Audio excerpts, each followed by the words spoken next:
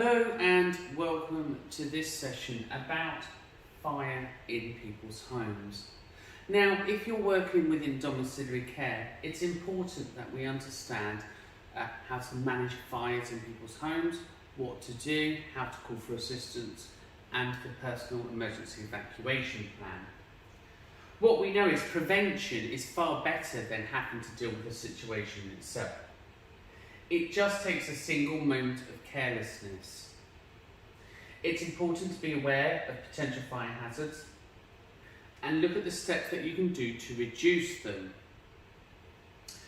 Follow the safety tips listed below to protect yourself and your family. So 1, we need to think about reduce the amount of flammable materials in the house. So we may have problems where some of the people we're going to see are hoarders. So it's important we don't have stuff blocking fire exit doors and doors for people to come in and out of. Because if there were a fire and there was a lot of things there, we wouldn't be able to get out. We need to reduce the possible for ignition, so hazards. So again, that could be plug sockets that overheat, or maybe fires that are plugged in for winters that may fall over. We need to ensure that each home has an emergency evacuation route, so therefore you know how to get out of each home. And remember, each service is different, so each Skyride flat we go to might be different, each supported living unit might be different, and each home might be different. So it's important that we never block walkways or stairwells.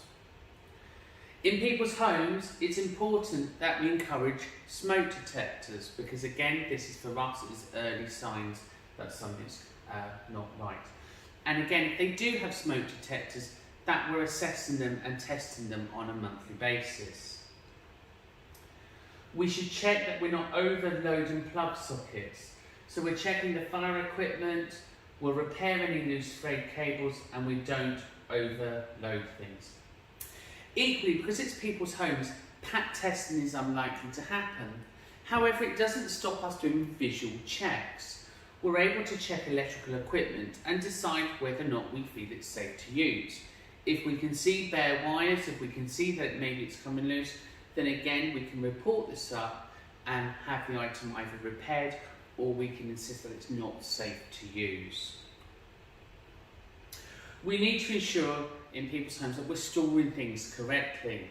So flammable liquids going onto the kitchen sink, and again removing anything away from the house as far as possible.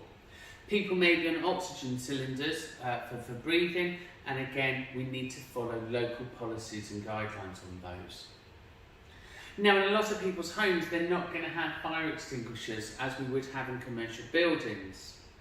But if we do have fire extinguishers, it's useful to leave them by doors, so if there were a fire, you could spray it over the door to get out. Equally, different fire extinguishers put out different fires, and again in your reduction training you covered those.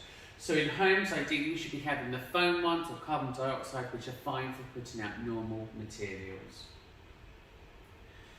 It's important we understand the escape plan. So if we are in a block of flats, how would we get out? If we're in a normal house downstairs, how would we get out? Now, it may be the fact that your customers are bedbound, so they're not able to get out the bed and you need to use the hoist. Therefore, we may need to use evac slide sheets, or alternatively, the mattresses, we can use those as sliding sheets. We can pull those off the bed and slide them out to a place of safety. Some of your customers may be on ripple mattresses for airflow, for pressure relief. And again, are you aware of how to disconnect those to keep the air in the pressure sheet to avoid pressure source continuing? And again, do you know how to drag those out? So it's about knowing the escape route for each person. Candle safety and naked flames is really important. Yes, they look pretty, but completely unnecessary and a risk that we can completely avoid. It wouldn't be safe for somebody with dementia or confusion to be using candles within their home. But we could go to the alternative ones and the artificial ones. So again, they're still able to enjoy the light in which they do, but in a much safer manner. Cooking is clearly a concern because we want to promote independence and we want to empower people and we want to enable people to live full, independent lives. However, risk assessments need to be conducted around preparing food and drink. It may be more prudent that we prepare food for people beforehand so they don't have to use the cooker and they can just use the microwave. So assessments need to be done when cooking takes place.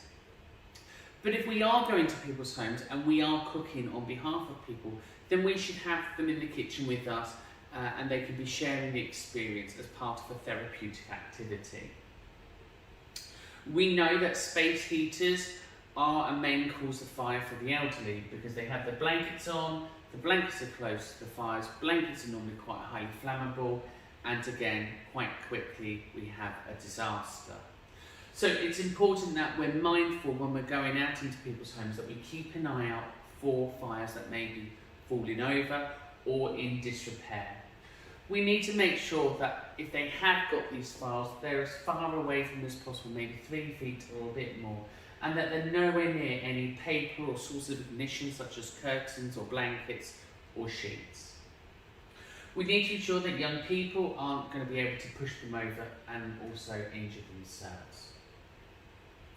Now, again, the other problem we have is in people's homes, their right to smoke. It's their home and therefore they may be wanting to smoke. We obviously know that smoking is bad for them in a respiratory sense, but again, they're entitled to make choices, including unwise ones. For us, we need to ensure that they're safe in undertaking smoking activities. So we need to assess where they're sitting and check the material on the sofas and bedding to make sure there's no burn holes. If you see burn holes in bedding and stuff, it's important you raise that as a concern to your manager.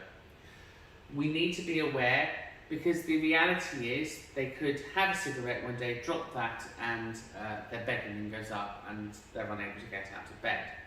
So we need to think about other ways in where they can carry on their activities but in a safer manner. If they do catch a fire or you catch a fire, hopefully there'll be a fire blanket in the kitchen, but probably not. So we still use the same method of stop, drop and roll to put out a fire on us. If you're caught in a home fire, you need to get to the lowest point and crawl. We need to block the bottoms of doors and again keep the windows shut so you haven't got fresh oxygen coming in, and breathe slowly through your nose and ideally use something to filter the smoke. Again, if you're trapped in the door, seal the door and the vent with tape to prevent the smoke from entering the room. Close as many doors as possible to immune the fire. If you are in there, then open the window at the top of the bottom so fresh air can enter, but be ready to close the window immediately if it draws the smoke into the room. So again, if you see fire coming under, it's because you've put oxygen into the room, and again, that can be quite dangerous, so just be prepared. But also signal to somebody outside that you're in danger. If trapped in a fire, try to hold your breath, cover your head and your hair, keep your head down and your eyes closed as much as possible, and move quickly to the place of safety. Because these are people's homes, it's unlikely you're going to have fire bells, etc. But you can shout out fire, fire, fire 3 times really loudly. And again, hopefully you'll have your mobile phone so you're able to call the emergency services. If you have extinguishers to hand, by all means use them, but keep those fire extinguishers for your escape routes so you're able to get out the building. Again, do not use elevators. There's a lot more presentations available online in which you can go to. You can read more information from the fire brigade, and again, you can have a read of our policies and procedures around dealing with fires in people's homes. Please be aware of reading the risk assessments and the personal emergency evacuation plans. Thanks for watching, and I hope you never have to follow any of those practices.